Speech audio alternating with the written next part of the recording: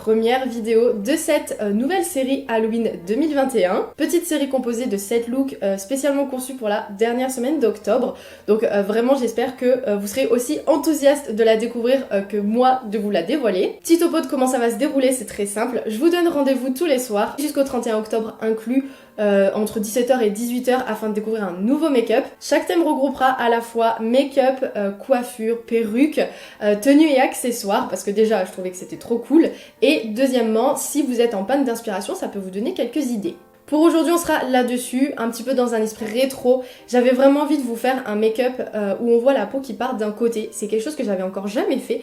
Donc ça a été un petit défi. Concernant le niveau, je dirais plutôt intermédiaire pour des personnes qui vont avoir un petit peu l'habitude de se maquiller. Alors pour la partie beauté, rien de compliqué. C'est plus en fait sur le travail des ombres et des lumières au niveau des placements. Je commence pas la série avec le plus accessible. Mais écoutez, avec de l'entraînement, tout est possible. Et puis nous, on commence le tuto si vous êtes prêts. J'ai en premier mis une lentille de chaque couleur, celles-ci viennent de chez Missa Lens. Et pour le primer, j'utilise la base de teint Angel Veil. Avec le crayon Boundless Bisque de Make Up Forever, je commence à dessiner mes délimitations de peau sur la moitié de mon visage. Alors je fais plutôt en pointe assez aléatoirement, il ne faut pas que ce soit trop symétrique. L'idée c'est vraiment de faire comme si la peau venait par-dessus l'autre côté. Comme je voulais plutôt une bonne couvrance, j'ai pris les fonds de teint Perfect Glow d'SLA que j'ai mélangé entre le 75-108 et le 75-104 afin d'obtenir ma teinte que j'applique uniquement sur mon côté droit qui sera la partie en couleur. Je fais de même avec un pinceau plus petit, histoire que ce soit plus facile et surtout que ça ne déforme pas les traits que j'ai fait avant.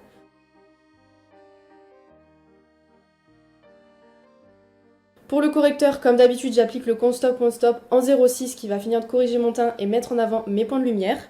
Avec ma poudre libre minérale, la 01, je fixe cette première partie. Et je termine le modelage de mon teint, si on peut dire ça comme ça, avec le bronzer mat de NYX, le 02. Un peu de blush légèrement rose-rouge et une pointe d'highlight du Beach Party de chez Colourpop sur ma pommette et mon arcade sourcilière.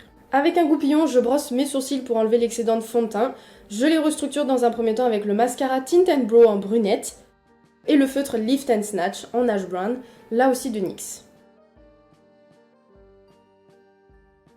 Je passe au travail des fards à paupières où j'applique ce premier marron d'intensité moyenne, à la fois dans mon coin externe et interne. Bien évidemment, j'estompe entre chaque application, même si je vous le dis pas à chaque fois. Avec un plus foncé, je fais la même chose, mais dans une zone plus restreinte pour créer du contraste et avoir un dégradé. Je dépose de la base à pigment sur l'espace que j'ai laissé. Alors celle-ci est top pour tout ce qui est fard irisé, métallisé, voilà, puisqu'elle contient des micronacres et c'est ce qui rend les fards déjà brillants, encore plus brillants. Avec un coup de spray du Dewy Finish sur un pinceau, je prélève ce doré cuivré qui me fera office de transition, puisque souvent ce que j'aime bien faire, c'est avoir deux nacrés pour créer une sorte de dégradé. Ça donne du relief, c'est plus joli je trouve, et j'en applique aussi sur mon coin interne. Avec l'Epic Ink, je trace mon liner et je réutilise exactement les mêmes couleurs pour la partie inférieure de l'œil. Je reprends mon crayon nude de tout à l'heure afin d'éclaircir ma muqueuse inférieure et avec le noir de Lime Life, j'intensifie le haut. Et je termine ce côté avec le mascara On The Rise. Avec le blanc de clown de Make Up Forever, je passe à mon côté rétro du maquillage.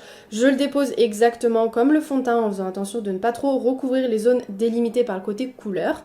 Avec un pinceau, je précise mes bords pour qu'ils soient plus nets, parce que ça c'est quelque chose qu'on ne peut pas faire à l'éponge, sans oublier les petits endroits qui formeront des sortes de trous.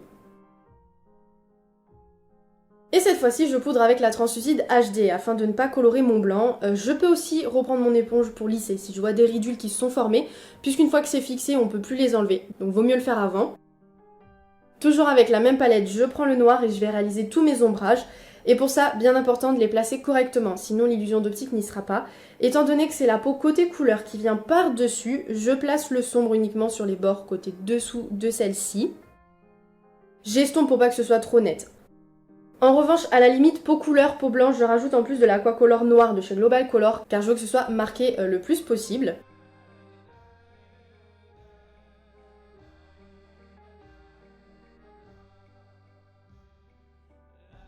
Puis quelques touches de blanc en guise de point de lumière, uniquement côté peau couleur. Hein. Pour finir avec ce fard qui est plutôt neutre et qui est parfait pour accentuer encore plus ce jeu d'ombrage. Et là vous voyez que le relief prend vie, on a vraiment la sensation que la peau est en train de se glisser par-dessus. Avec le fard noir de la palette, je dessine mon sourcil.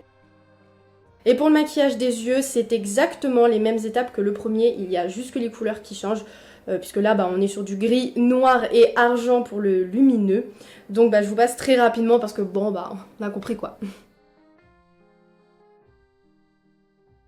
Pour la muqueuse cette fois-ci, ça sera en blanc avec le Epic Wear. J'ai tracé mon liner hors caméra. Pour les faux cils, c'est ceux de chez Eldora que d'ailleurs j'ai reçu en cadeau suite à un achat chez eux. Et j'en suis très contente, ils sont super beaux. Les bandes inférieures quant à elles sont de Padoli Love et j'ai pris des petites, je voulais que ça reste plutôt naturel, étoffé mais naturel. Tout comme le côté droit, je modèle les contours de mon visage mais là au fard noir et pour l'highlight j'utilise simplement le fard blanc irisé de la palette. Je crayonne mes lèvres avec le Matte Lip Liner Smudge Me de NYX, puis par-dessus j'applique le rouge à lèvres noir de la palette Anastasia Beverly Hills ainsi qu'un gloss transparent. Et je termine ce look avec ma tenue, ma perruque et mes accessoires.